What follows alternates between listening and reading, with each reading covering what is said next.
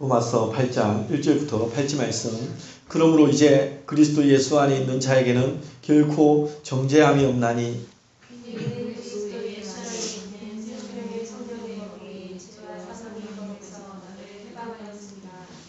율법이 육신으로 말미암아 연약하여 할 수 없는 그것을 하나님은 하시나니 곧 죄로 말미암아 자기 아들을 죄 있는 육신의 모양으로 보내어 육신의 죄를 정하사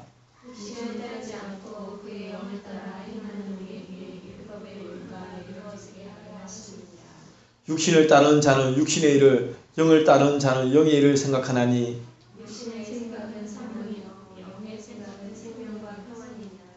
육신의 생각은 하나님과 원수가 되나니 이는 하나님의 법에 굴복하지 아니할 뿐 아니라 할 수도 없음이라. 아멘.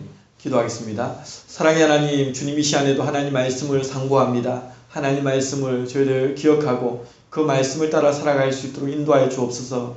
육신에 끌려 사는 삶이 아니라 하나님 성령의 인도하심을 받는 삶이 되어지도록 저희들 충만하게 하여 주시옵소서. 아버지 하나님, 제 아래에 있는 비참함을 깨달아 알 수 있도록 도와주시고 전하는 제 입술을 주관하여 주시며 듣는 우리 강성의 모든 식구들의 삶 위에 이 말씀이 새겨지고 이 말씀을 따라 살아갈 수 있도록 하나님 어떻게 살아야 될지를 알 수 있도록 인도하여 주옵소서. 주님 감사합니다. 주님 성령께서 주관하여 주시옵소서. 예수님 이름으로 기도합니다. 아멘. 우리 바울은 7장에서 깊은 내면적 고뇌를 이렇게 드러내었습니다. 이것은 죄로 인한 고뇌였습니다. 늘 죄와 싸우지만 마치 이길 수 없는 싸움과 같은 그런 느낌을 받습니다. 또 율법은 죄의 문제를 해결해 주지 못합니다. 오히려 죄를 더 죄되게 만듭니다. 계명이 있으면 그 계명이 우리에게 부담이 되지 않습니까? 그 계명이 내가 지킬 수만 있다면 뭔가 보람도 있고 의미도 있고 좀 뭔가 뿌듯함도 있을 텐데 계명이 있는 그 족족마다 그것을 지키지 못하는 그런 상실감이 우리에게 더 크다라는 사실을 바울도 느끼는 겁니다. 그런데 하나님께서 이 엉켜있는 실타래를 풀어줄 수 있는 유일한 해결책으로 누구를 보내주셨습니까? 예수 그리스도를 보내어 주셨습니다. 예수 그리스도는 하나님의 오랜 구원 사역의 마침표입니다. 하나님의 열심이 얼마나 대단한지 늘 반역하고 배반하고 하나님을 떠나려고 몸부림치는 이스라엘 백성들에게 끊임없이 선지자들을 보내고 경고하고 또 달래고 그러면서 세우고 또 매를 되었다가 구원해 줬다가 이러한 거듭되는 반복들을 통해서 얼마나 하나님의 마음이 이스라엘 백성들을 이 땅의 백성들을 주의 품으로 이끌고 그대의 구원을 베풀고 싶어 하는가. 하나님의 열심은 너무도 대단합니다. 근데 그 모든 구원 역사의 마침표로 이제는 예수 그리스도를 우리에게 보내어 주셨습니다. 이제 그분이 우리에게 어떠한 길이 됩니까? 그 길은 우리를 위하여 휘장 가운데로 열어놓으신 새로운 살 길이었다. 이게 살 길입니다. 우리가 살 길은 이 길입니다. 저 늘 그동 말씀드리다시피 성막을 보면 구약 모세를 통해서 주신 그 성막을 보면 그 안에 그 지성소와 성소로 이렇게 나누어집니다. 지성소는 그 안에 언약궤가 있고 대제사장이 1년에 한 번씩 대속죄일날 들어가서 모든 이스라엘 백성들을 죄를 위해서 그 안에 들어가서 짐승의 피를 그 언약궤 위에다가 그 뿌리면서 이렇게 이스라엘 백성들의 죄를 사는 그런 의식을 지내는 곳이죠. 그 지성소와 성소는 딱 이렇게 하나의 휘장으로 막혀 있습니다. 그런데 그 휘장이 쫙 찢어진 겁니다. 예수님께서 십자가에서 운명하시는 그 순간 휘장 위에서부터 쫙 찢어지면서 하나님께서 친히 백성들을 만나기 위해서 다 걸어 나오신 겁니다. 이 휘장은 무엇이냐? 그의 육체니라라고 얘기합니다. 예수님께서 십자가에서 온갖 찢겨진 그 살결, 그 육체, 그 찢어진 그 육체로 말미암아 휘장이 딱 둘로 나누어지면서 이제는 그 예수 그리스도께서 영원한 대제사장이 되셔서 그냥 그 예수님만 믿고 하나님 앞에 담대히 나아갈 수 있는 살 길이 우리에게 열렸다라고 말씀합니다. 우리는 그 길로 나아가면 됩니다. 그런데 사람들은 그 길로 나아가려고 하지 않습니다. 왜 나아가지 않으려고 합니까? 육신의 삶이, 육적인 삶이 영적인 삶보다 더 중요하다고 여기기 때문입니다. 정말 법보다 주먹이 가깝다라는 세상 사람들 하는 말처럼 지금 눈에 보이는 그 현실이 눈에는 잘 보이지 않는 이 영적인 현실보다도 더 체감되어지고 더 중요하게 여겨지기 때문에 사람들은 이 놀라운 살 길로 나아가는 것이 아니라 육적인 길로만 나아간다는 사실입니다. 우리에게 중요한, 여러분에게 중요한 삶은 무엇입니까? 우리에게 중요한 삶은 무엇입니까? 우리는 자문해 보아야 됩니다. 오늘 본문에 말하고 있는 예수 안에 있는 자, 예수 안에 있는 영적인 삶, 이것이 우리에게는 중요한 삶이 되어야 하는 겁니다. 정말 그것이 우리에게 정말 중요한 삶으로 다가와야 합니다. 왜 그렇습니까? 예수 안에 있는 영적 삶이 우리에게 주는 놀라운 은혜가 있기 때문입니다. 오늘 본문에는 그러한 부분을 얘기하고 있습니다. 예수 안에 있는 자, 유년부 아이들이 부르는 노래 가운데 돈으로도 못 가요. 뭐 학식으로도 못 가요. 힘으로도 못 가요. 하나님 나라. 그러니까 우리가 이 놀라운 은혜를 누릴 수 있는 단 하나의 길은 예수 안에 있는 자, 예수 안에 있는 자라고 분명히 얘기를 하고 있습니다. 그리스도 예수 안에 있는 자, 이 자에게 놀라운 은혜가 있다라고 우리에게 말하고 있습니다. 그러면 오늘 본문에서 이 예수 안에 있으면 어떤 놀라운 은혜가 있는지를 한번 살펴보기로 원합니다. 첫 번째로는 죄와 사망의 법에서 해방된다는 사실을 증거하고 있습니다. 바울은 죄의 법 아래에서 살아가는 인생의 비참한 현실을 보았습니다. 7장 24절에 바울이 자신의 삶을 보면서 오라 나는 곤고한 사람이로다. 바울 자신이 이런 말을 했다면 우리는 오죽하겠습니까? 우리는 도대체 뭐라고 표현해야 됩니까? 그렇게 하나님을 열심히 믿고 예수 그리스도 안에서 날마다 죽기 위해서 정말 엄청난 헌신과 교회를 세우기 위해서 정말 교통수단도 발달되지 않은 그 시대에 걸어가면서 발이 부릅뜨면서 복음 전하면서 그런 일들을 했습니다. 그런 바울이 스스로를 가리켜서 오라 나는 곤고한 사람이로다. 지난주에 말씀드렸다시피 공동 번역이라는 그 성경에는 이걸 비참한 인간이라고 표현하고 있습니다. 비참하다는 겁니다. 도대체 하나님 앞에 내가 선한 삶을 살고 싶지만 그렇게 되지 않는 내 삶이 너무 비참하다는 겁니다.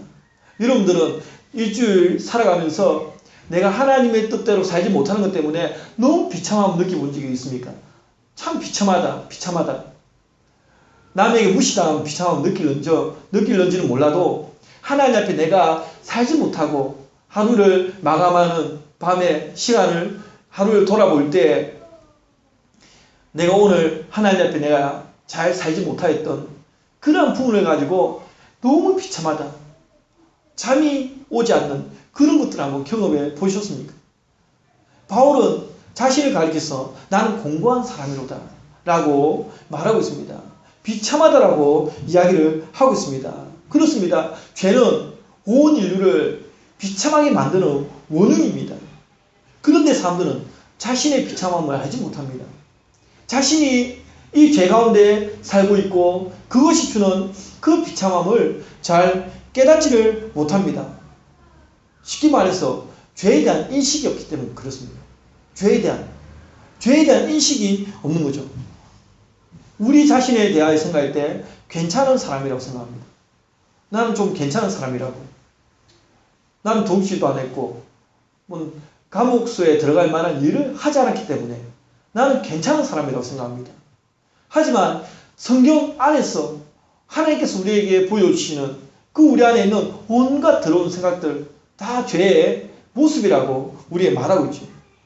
사람들은 죄에 대한 인식이 없습니다. 우리에게 먼저 필요한 것은 죄에 대한 인식입니다. 복음이 되려면, 복음을 접하려면, 그 복음의 가치를 알려면 우리에게 무엇이 필요합니까? 죄에 대한 인식이 필요한 겁니다. 죄의 중요성을 알아가는 겁니다. 죄가 가져다 준 비참함입니다. 이걸 먼저 알아야 되는 거죠.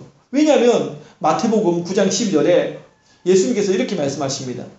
건강한 자에게는 의사가 쓸데없고 병든 자에게라야 쓸데있느니라.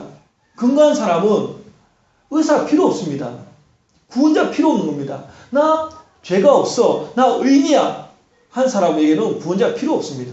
예수님이 필요 없는 겁니다. 그런데 죄가 가져다주는 이 비참함, 바울처럼 오라 나는 공고한 사람이로다. 율법이 나를 구원해주지 못하고 율법 나를 더욱 죄되게 만드니 이거 어떻게 하면 좋은가 라는 그 비참함을 느끼는 사람은 복음을 만났을 때, 예수 그리스도께서 이루어주신 이 놀라운 일을 만났을 때 이게 복음이 되는 겁니다. 그런데 그러지 않은 사람은 나는 건강한 사람이기 때문에 구원자도 필요가 없고 의사도 필요가 없습니다. 내가 죄인이고 내가 병든 자이고 내 영혼에 치유가 필요하다라고 생각하는 그 사람에게 바로 구원자가 필요합니다. 의사가 필요한 겁니다. 그래서 예수님께서도 너희가 오히려 안다라고 하니까 더 죄가 있더라고. 율법에 박식하고 서기관들이나 바리새인들이나 대제사장들이나 종교 지도자들, 그런 사람들은 그냥 자신들은 괜찮은 사람이라고 생각합니다. 그러니 예수님께서 오셨어도 예수님을 믿지를 못하는 것이고 예수님을 받아들일 마음의 준비도 없는 겁니다. 하지만 죄인들은 다릅니다. 누가 봐도 저 사람 죄인입니다. 가늠한 여인, 그리고 삭개와 같이 세금을, 민족의 어떤 피를 빨아먹는 그런 혈세들, 누가 봐도 그 사람들은 죄인입니다. 그러니까 그 사람들은 예수님을 만나니까 그것이 복음이고 너무 좋은 겁니다. 아무도 나를 받아주지 않는데, 아무도 나를 생각하지 않는데 그 예수님은 품어주시는 겁니다. 병든 자에게라야 의사는 쓸데있는 것입니다. 그렇기 때문에 우리에게 필요한 것은 제가 가져다주는 이 비참함을 깨닫는 겁니다. 내가 깨닫지 못했다고 원래 사실이 거짓으로 통합하지 않습니다.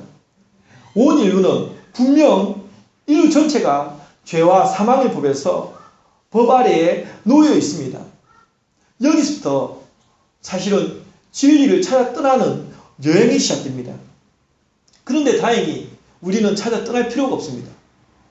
어떤 진리를 찾기 위해 떠날 필요가 없습니다. 왜? 하나님께서 우리에게 계시해 주셨기 때문에.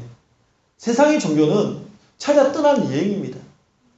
그래서 제가 청년부 때 성경 공부를, 어떤 교재를 가지고 성경 공부를 할 때 거기에 그렇게 딱 구분을 하고 있는 걸 보았습니다. 기독교는 계시의 종교, 세상 종교는 추구의 종교. 추구해 가는 겁니다. 자신이 확실히 알지 못하는 그 어떤 대상을 향해서 추구해 가는 겁니다. 그래서 인간의 철학이 되는 것이고 인간의 가치관이 되는 겁니다. 우상을 만드는 겁니다. 두려움에 달래기 위해서 우상을 만드는 거죠. 어떤 삶을 캐기 위해서는 산신령을, 또 뭐 바다에 나가기 위해서 용왕을 이렇게 만드는 겁니다. 추구해 가는 겁니다.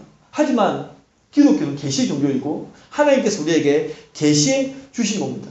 말씀으로 계시해 주셨습니다. 그냥 하나님은 이런 하나님이다. 하나님 뜻을 성경 말씀 통해서 우리에게 계시해 주셨습니다.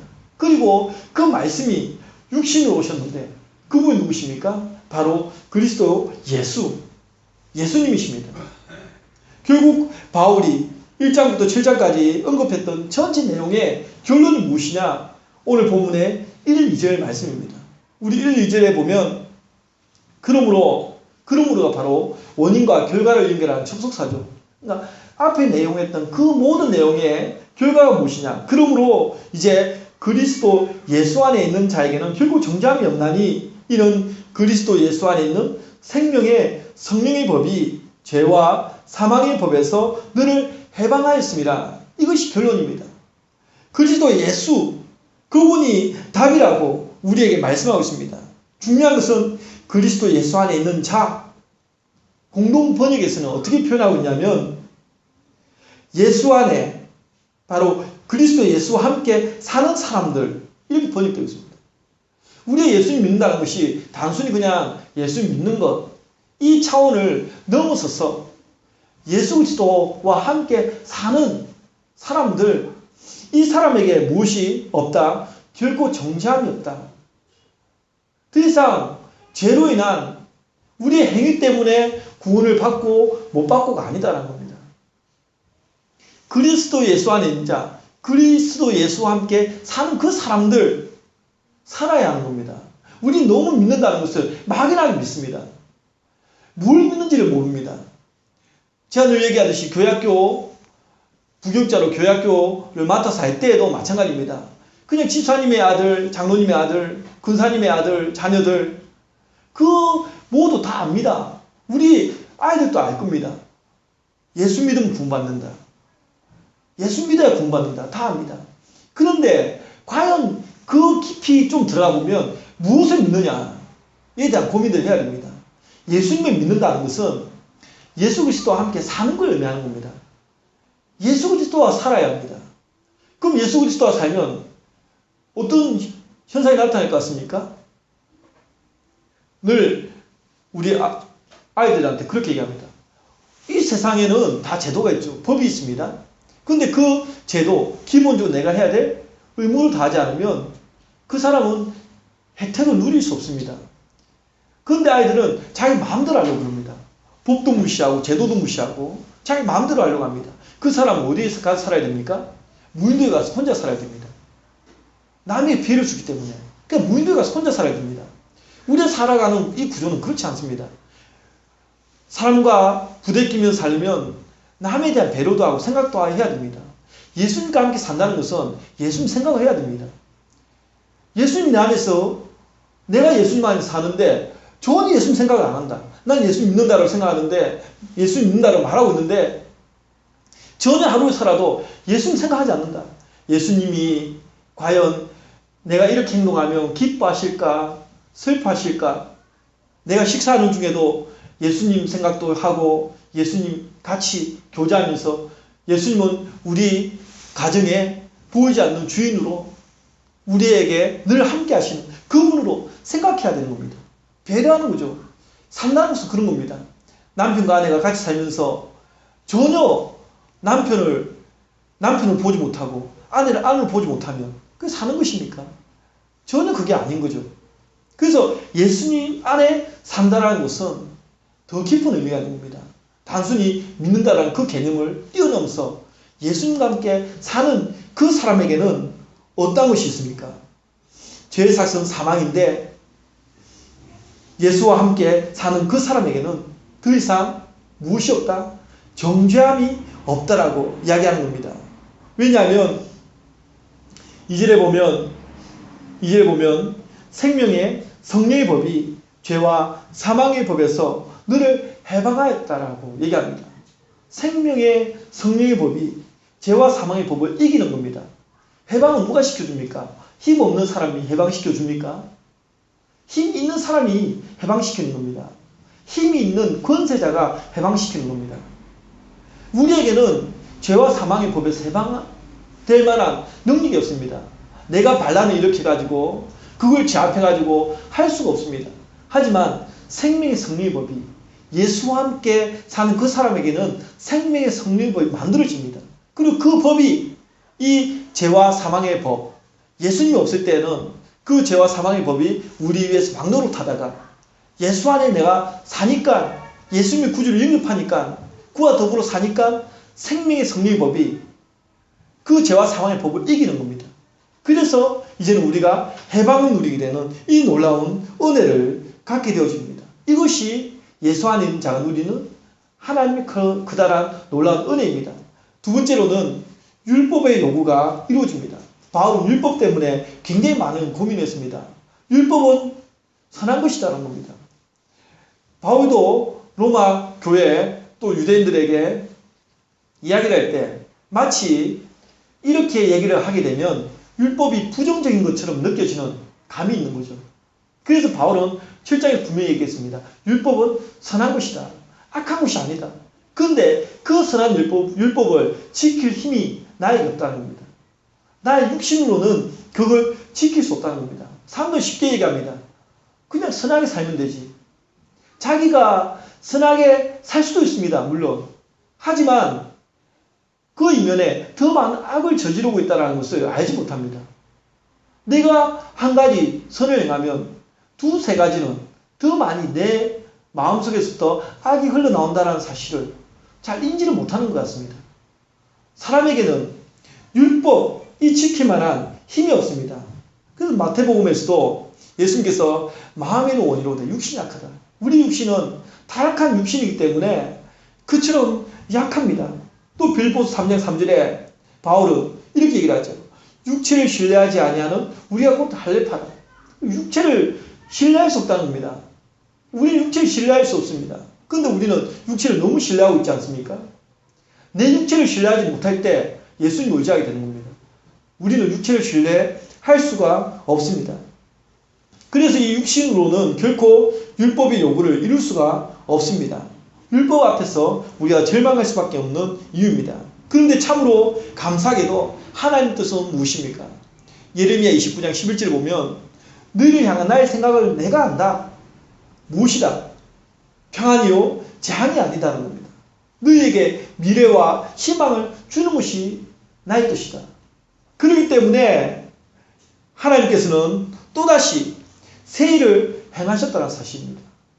율법으로는 구원을 받지 못하니까, 늘 율법 앞에서 인생들이 절망하니까 하나님의 뜻은 너희들을 평안으로 미래와 희망을 주기를 원하기 때문에 내가 또 다른 새 일을 행하였다. 이렇게 말씀하고 있는 거죠. 물론 이 계획은 창세 전부터 예정된 계획이었고, 그리고 하나님이시기 때문에 가능한 일입니다. 3절에 보면 율법이 육신으로 말미암아 연약하여 할 수 없는 그것을 하나님은 하시나니, 하나님이시기 때문에 할 수 있는 겁니다. 율법으로는 구원을 못하는데 하나님이시기 때문에 할 수 있는 그 방법이 무엇이었는가? 바로 예수 그리스도를 이 땅에 보내주신 성육신 사건인 겁니다. 성육신. 이 성육신 사건에 대해서는 3절에 설명하고 있습니다. 곧 죄로 말미암아 자기 아들을 죄 있는 육신의 모양으로 보내어 육신의 죄를 정하사. 이게 성육신입니다. 뒷부분에 보면 죄를 정하사. 예수님은 죄가 없습니다. 그런데 죄에 있는 육신의 모양으로 오셔서 그 육신의 죄를 정해버렸습니다. 이게 무슨 의미일까요? 이게 무슨 의미이겠습니까? 예수님께서 친히 죄를 담당하셨다는 겁니다. 분명히 예수님은 죄가 없습니다. 하지만 죄 있는 인간의 모습으로 오셔서 그 죄에, 그 육신의 죄를 정하였다. 예수님께서 친히 죄를 담당하신 겁니다. 이것이 예수님의 성육신 사건입니다. 이렇게 함으로써 4절 말씀에 보면 육신을 따르지 않고 그 영을 따라 행하는 우리에게 율법의 요구가 이루어지게 하려 하십니다. 이렇게 해서 율법의 요구가 이루어지게 되었습니다. 육신을 따라 행하지 않고 성령을 따라 행하는 것. 결국 무슨 말이겠습니까? 육신을 따라 행하면 율법의 요구는 이루어지지 않습니다. 성령을 따라 그 인도함을 받을 때 율법의 요구가 이루어집니다. 그리고 그 기초는 예수님의 성육신 사건입니다. 예수님께서 우리가 이룰 수 없는 율법의 요구를 십자가에서 대신 충족시켜 주신 겁니다.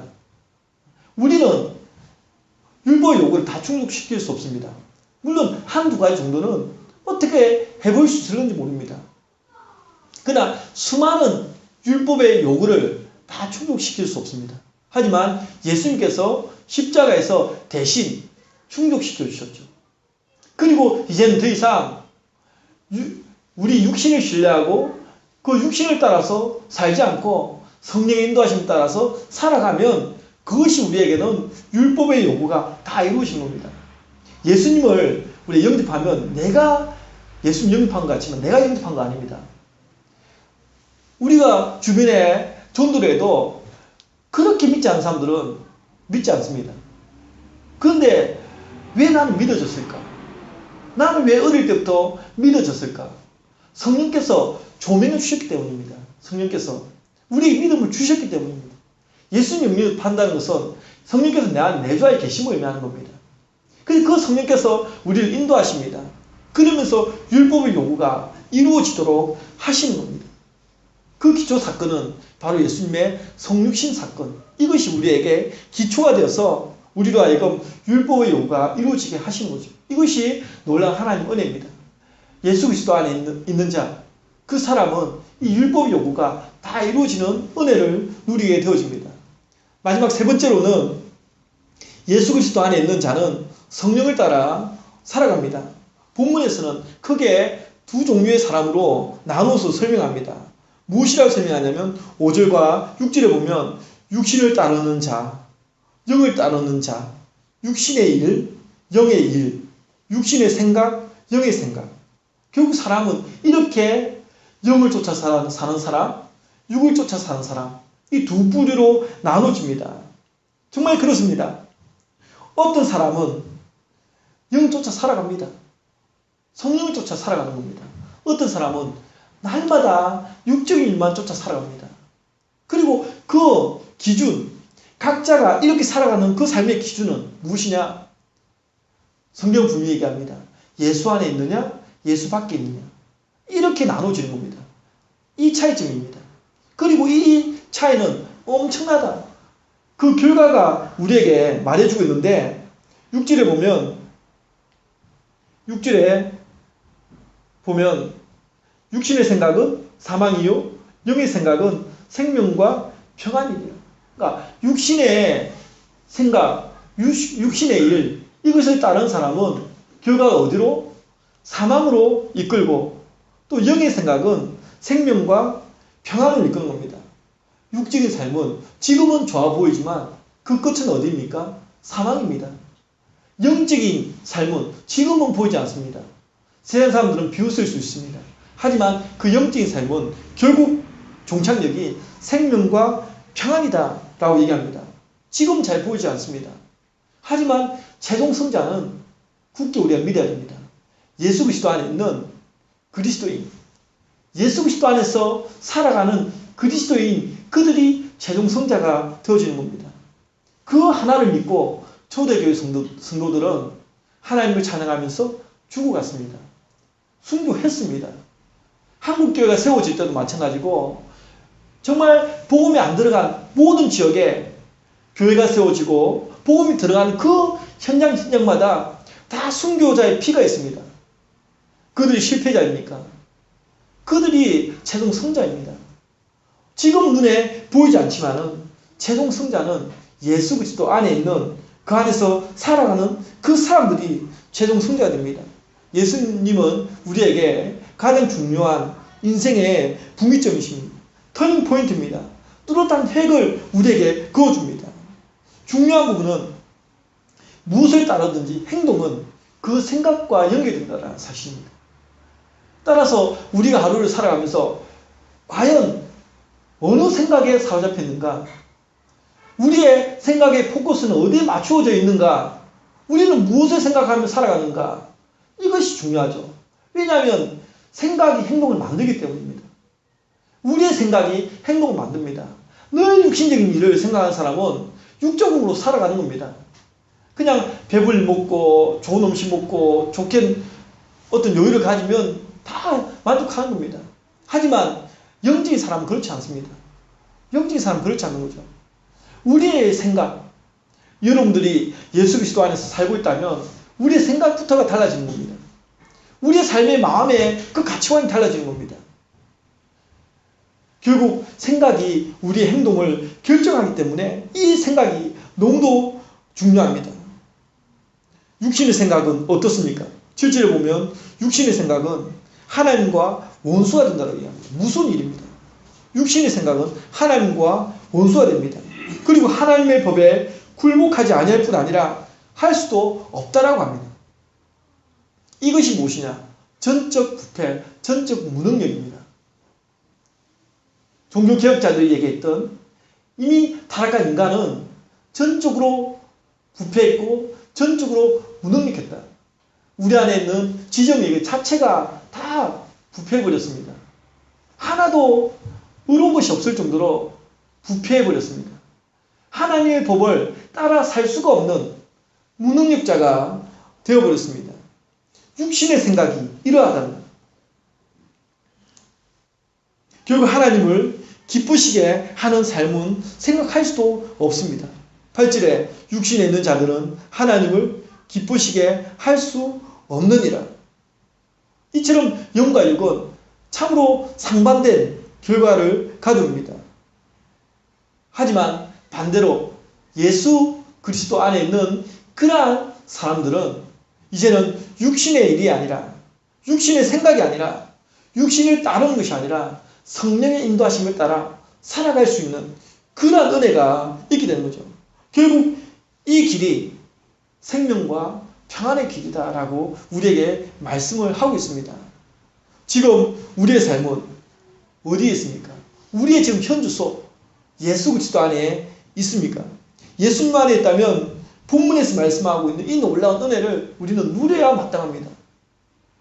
예수 그리스도의 십자가의 복음으로 죄와 사망의 법에서 해방되었다라는 놀라운 사실과 타락한 인간의 본성으로서는 감히 감당할 수 없는 이 율법의 요구가 예수님께서 십자가에서 대신 충족시켜 주셨기 때문에 이 율법의 요구가 다 이루어졌다라는 이 놀라운 사실을 우리는 기억해야 됩니다. 이것도 분명히 놀라운 하나님의 은혜죠. 이것보다 더 놀라운 인생의 터닝포인트는 없습니다. 우리로 하여금 완전히 180도로 바꾸어준 이 인생의 터닝포인트, 예수 그리스도 그분이시라는 사실을 우리에게 보여주고 있습니다. 그렇다면 예수님의 분기점으로 우리는 이제 살아가는 삶의 패턴이 바뀌어야 됩니다. 그 패턴이 육적인 삶에서 영적인 삶으로 예수 그리스도 밖이 아닌 예수 그리스도 안에서 함께 사는 그런 삶이 되어져야 됩니다. 우리의 삶의 목적은 하나님을 기쁘시게 하는 삶인데 예수 그리스도 안에 우리가 머물러 있음으로 말미암아 하나님을 기쁘시게 하는 삶을 살 수가 있고, 또 이로 인하여서 우리의 삶의 종착역도 결국 생명과 평안이 있는 그런 삶으로 인도함을 받습니다.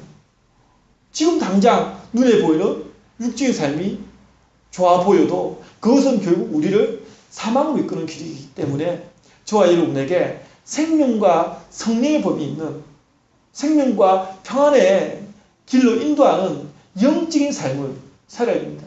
성령의 인도하심에 귀를 기울이고 성령께서 우리에게 말씀하신 그 소리에 귀를 기울이고 그 길로 우리가 나아가면 우리가 가야 되는 그 종착역이 바로 생명과 평안의 길이 됩니다. 저와 여러분에게 이러한 예수 그리스도 안에 있는 그런 충만한 삶을 저와 여러분이 살아감을 통해서 이 놀라운 은혜를 그림의 떡이 아니라 저와 여러분이 직접 그 안에서 참여하는 은혜를 누릴 수 있기를 주의 이름으로 축원드립니다. 기도하겠습니다. 사랑의 하나님, 주님 감사합니다. 아버지 하나님, 정말 우리 강성교회 모든 식구들에게 이와 같은 놀라운 은혜가 있기를 원합니다. 아버지 하나님, 참으로 예수 그리스도 안에 있는 자, 예수 그리스도와 함께 사는 그 사람들, 더 이상 정죄함이 없고 정말 죄와 사망의 법에서 해방되었고, 또한 예수 그리스도 성령의 법 아래에서 성령께서 인도하시는 그 길을 따라 살아갈 수 있는 놀라운 은혜가 우리에게 주어졌다는 사실을 기억합니다. 또한 인간의 연약한 육신으로는 도저히 이룰 수 없었던 율법의 요구가 예수께서 이미 십자가에서 모든 율법의 요구를 충족시키셨기 때문에 우리는 그냥 그 모든 것들이 이루어지게 되었다는 이 놀라운 사실이 하나님 감사의 따름입니다. 우리 모든 성도가 이 감사한 은혜를 알고 또한 예수 그리스도 안에서 함께 사는 이 놀라운 충만함의 복을 누림으로 인해서 사망으로 이끌림 받지 아니하고 생명과 평안의 길로 인도함을 받을 수 있도록 하나님 축복하여 주시옵소서. 모든 걸 주께 감사드리오며 예수님 이름으로 기도합니다. 아멘.